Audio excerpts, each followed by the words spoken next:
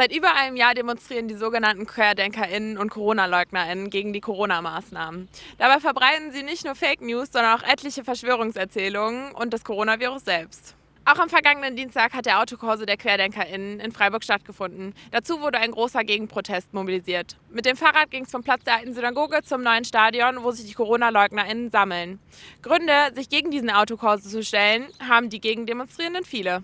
Ich bin für eine andere Strategie der Pandemiebekämpfung und vor allem dagegen, dass Nazis offen auf unseren Straßen demonstrieren können. Während sich die Gegendemo an die Hygienemaßnahmen gehalten hat, mussten die QuerdenkerInnen mehrmals von der Polizei kontrolliert werden und auf die Maskenpflicht hingewiesen werden.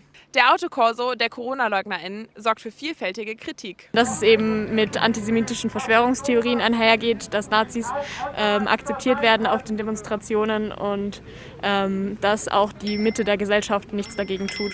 Also ich bin heute hier, weil ich als Krankenpfleger für Intensivpflege hier stehe und es uns außerordentlich ärgert, wenn wir Menschen in der Pandemiesituation quasi versorgen, dem Ansteckungsrisiko unglaublich ausgesetzt werden und es gleichzeitig aber Leute hier auf die Straße treibt, die quasi für Maskenfreiheit demonstrieren, unter anderem auch mit rechten Parolen und mit, wie gerade gehört, mit sehr egoistischen Parolen, der Tod gehört dazu. Mit dem Gegenprotest gehen unterschiedliche Forderungen einher. Unter anderem die Forderung für einen solidarischen Umgang mit der Corona-Krise und eine klare Positionierung gegen rechte Allianzen, Holocaust-Vergleiche und Fake News.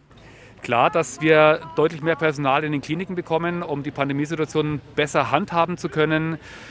Dass die Querdenkerinnen-Demonstrationen auch verboten werden, weil sie nachweislich Superspreader-Events darstellen. Nach der Kundgebung gegen den Autokorso am neuen Stadion fuhr ein großer Fahrradblock von ca. 150 Gegendemonstrierenden los. Das Ziel? Eine nette Fahrradtour durch die Stadt.